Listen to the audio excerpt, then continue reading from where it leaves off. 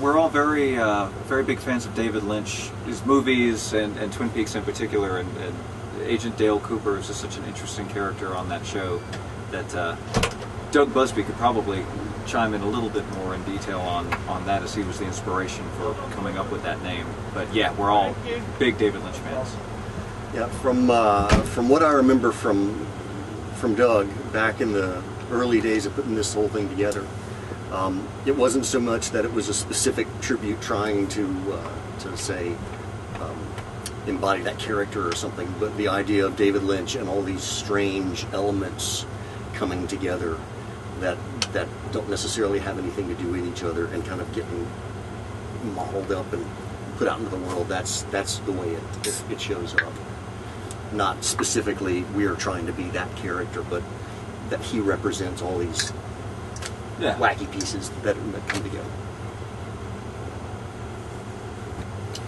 Yeah, you know, Sean and I both were in the touring bands for Stuck Mojo and Fozzy, and then Sean, myself, and Eric were all in Rich Ward's solo project, The Duke.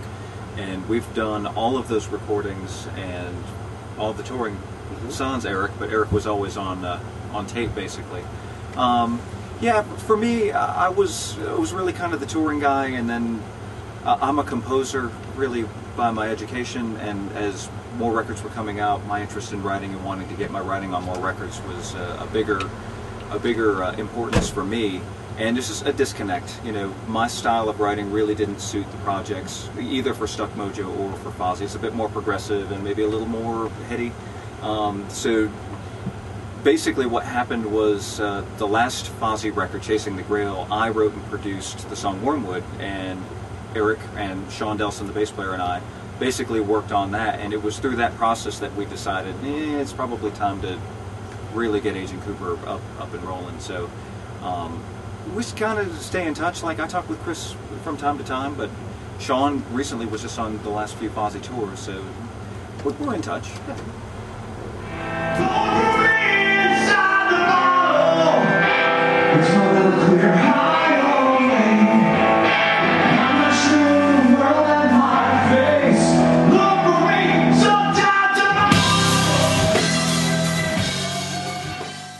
It's wonderful for me. I started studying classical guitar very, very young, and of course there's so much Spanish tradition with the Spanish guitar and classical music, so there's, you know, we all are sort of the grandbabies of Segovia, and my professor in college studied with Aaron Shearer, who studied with Segovia as well, so everything about my studies of the guitar is so tied to Spain. So to be, you know, this is my first time in Spain, in Sevilla in particular. It's very humbling and inspiring and really, really wonderful. I wish I had more time to explore the city and see some local performances and some local flamenco, and yeah, it's wonderful. I have to come back and spend some time on vacation. Right.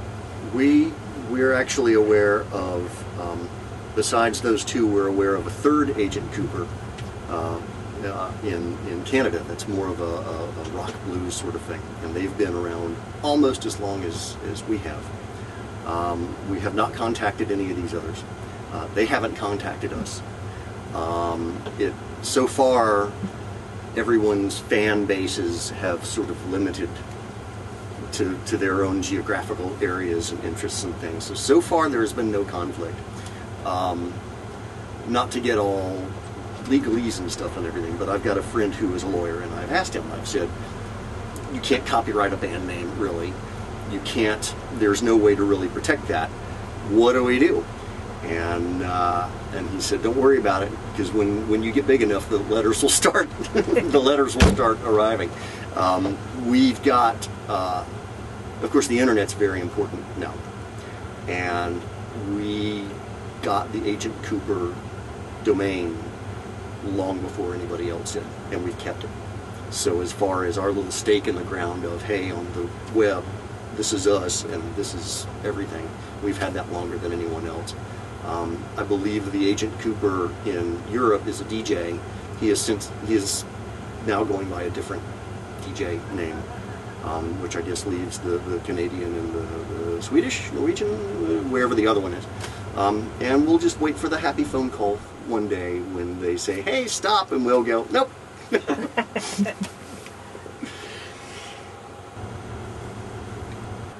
It will affect the band in a couple of different ways. Doug played all of the guitar, our lead vocalist, played all the guitar on the first 2 records. So my coming in is really more of an expertise spot in the guitar role.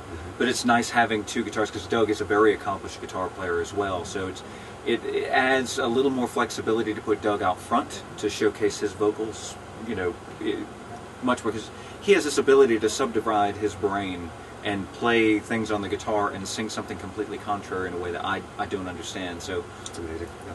part of what I'm doing is I'm freeing him up so we can get more textural with the guitar production, both from a live standpoint and a recorded standpoint. From a recording process and a writing process, it still kind of works as a soup, and I'm just a new flavor in the soup. Basically, is we've all been writing together through all of the different projects and everything. So, like, Eric is a brilliant composer and has produced 5 musicals now, and I've done the guitar work on that, mainly just playing the parts that Eric has written, but in a few moments done some improvisational foolishness. And Eric plays in my solo project as well, and tours with me when I do that thing. So we have that kind of rapport. So we kind of have this really brilliant opportunity to see how we think in different positions, where I get to be the guitar player in charge and kind of push everybody around, and then Eric gets to be the composer in charge and push everybody around. And in Cooper, we kind of already know what everybody's limits are, so we all approach it in a very, it's not a careful approach, but it's a very respectful, and it's like a bunch of boys. You know, we get out, it's like playing football out in the yard. You know, it's just rough, and we push each other around, and it turns into this thing. You know, it's like Doug will come in with a song, and it starts this way, and then it kind of gets passed around, and every next person who touches the idea is like, "Oh, I hadn't thought about that," and then this goes this way, and it's nice that we both speak the language of composition as well, because I can think and go, "What would you think about doing this?"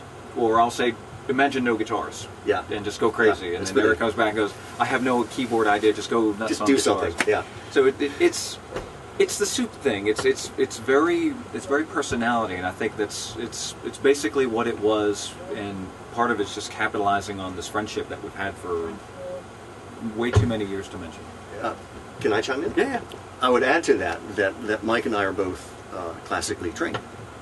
So we bring, there's a certain discipline that comes with that, to that arrangement study and that compositional study. And I would say we bring a certain discipline that the band didn't have. Also, we've got totally different vocabularies harmonically. And so as far as different flavors, I think that would be, in a practical sense, the way that manifests is completely different harmonic ideas that Doug or Sean or Ganesh wouldn't have come up with. Doug will have us something, and Mike will go, "Well, how about this?" And that's the point where we all kind of wake up and go, "Oh, right." And then that leads to X and Y and Z and whatever down the road. Power. That song started out completely differently than how it's ended up on the EP. It started out as this rambling, big, long, just mishmash of things, and I went out of town for 2 weeks and came back, and they had chopped 2 minutes off of it, and it's a rock song. But in the rehearsal jamming process, Mike kept coming up with all these, I mean, Doug had these ideas, but not necessarily good ways to get from A to B to C. And so Mike's addition might have been, well, let's try this set of modulations to get there. My addition might have been this other set or whatever. And of course, Occam's razor starts working, and it's like, okay, that's all wonderful. Chop, chop, chop, chop, chop, done. Yeah. There's a tune that we never would have come up with if Mike hadn't been sitting there. No. Oh, it's going downhill. Suffering has just begun. No, it hadn't suffered at all. It's changed. I mean, now that Doug doesn't have to sit there and try to split his brain into 4 halves. It's freed him up to be a better singer, take different directions there. Mike gets to sit there and do all these ridiculous things that Mike can do. My part really hasn't changed. Sean's part really hadn't changed. Guinness brings his own flavor to it, and that really hasn't changed a whole lot. So, no. I think what's interesting is now we really have 4 very competent singers in the band as well.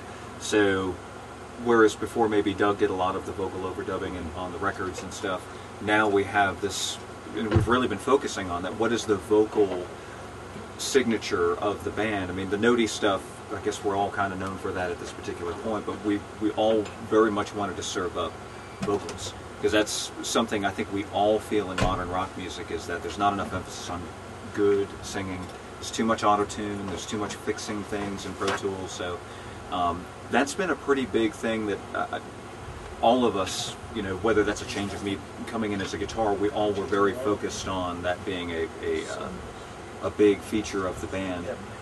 And other things will probably change too, because I'm into guitar synthesizers and stuff like that. So as we get more creative and keep pushing boundaries and stuff, you know, we're all into King Crimson and Genesis and lots of other very experimental progressive bands.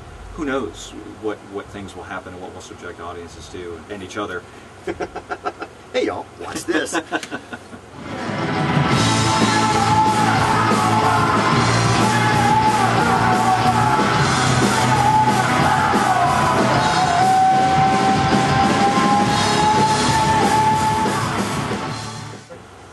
I would say maybe down the road. Not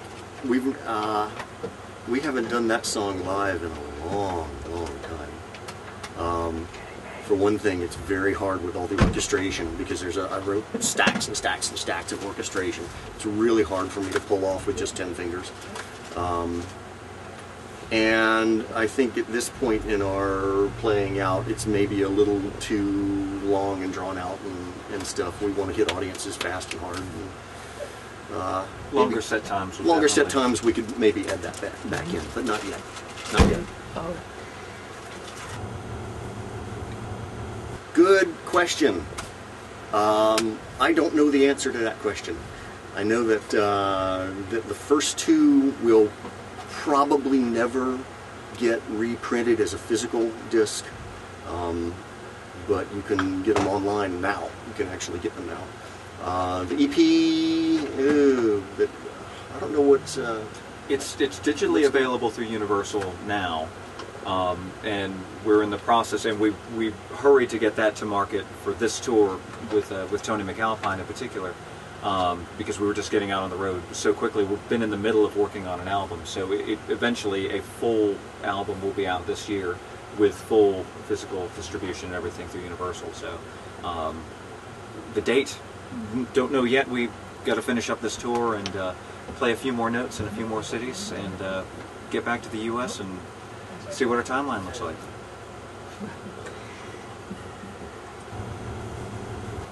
Yeah, it's been a very long process. My initial goal was to actually have it out at the very end of last year, but we started working very hard on all of this Agent Cooper stuff, so it's had to sit on the back burner. But I'm always writing, and I have a studio in my home, so I'm always working on things. So basically, with the Cooper stuff we've got going on, I'm kind of staying in the process of pulling it together. I have too much music for one album right now, so I'm just kind of boiling that down to go, okay, these are the 10 or 12 that are going to get put together. My perfect world would be to have it out by late summer, maybe early fall.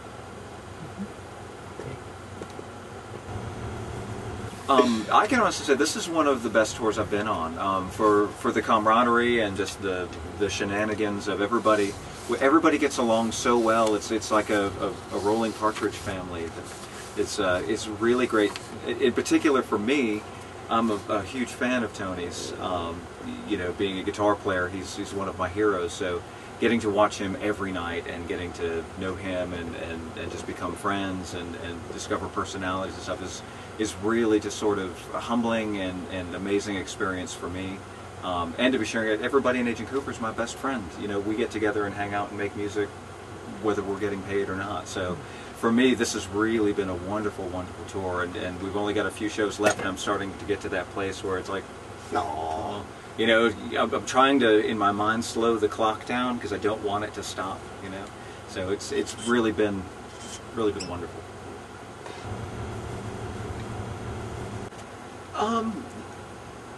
In some ways, yes, it's very interesting. Like when we first were approaching this tour, Tony's manager knew of me through my association with Steve Vai's record label, because my last record is being distributed by them, which was really kind of humbling as well to know that my work had gotten out there. So the offering was really kind of cool, and of course we wanted to jump. I in particular wanted to jump on it.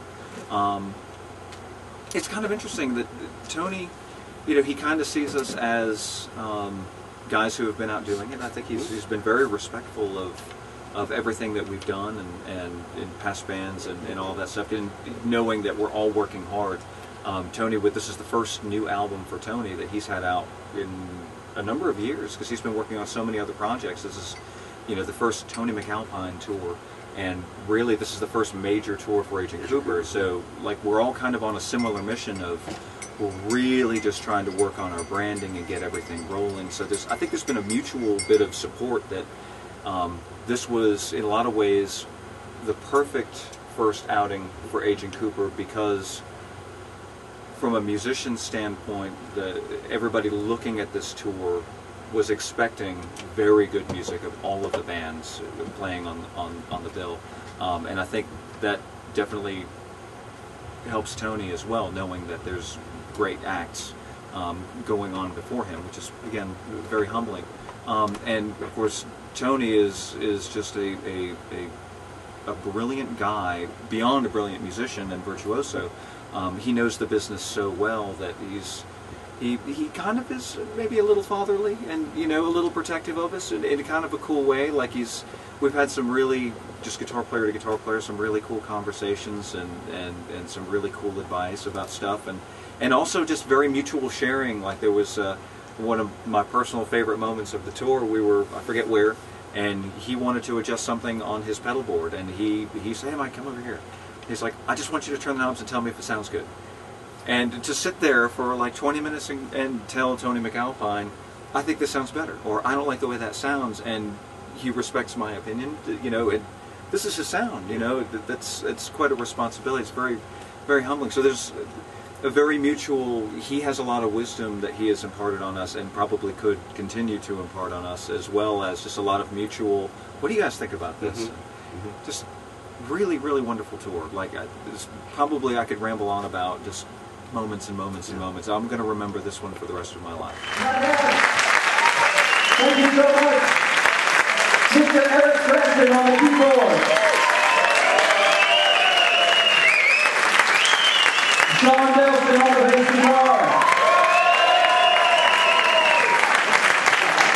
Dennis Chirizaya on the drums, Mr. Doug Bugsby on the vocals and acoustic guitar. My name is Mike Parker. We are Agent Cooper.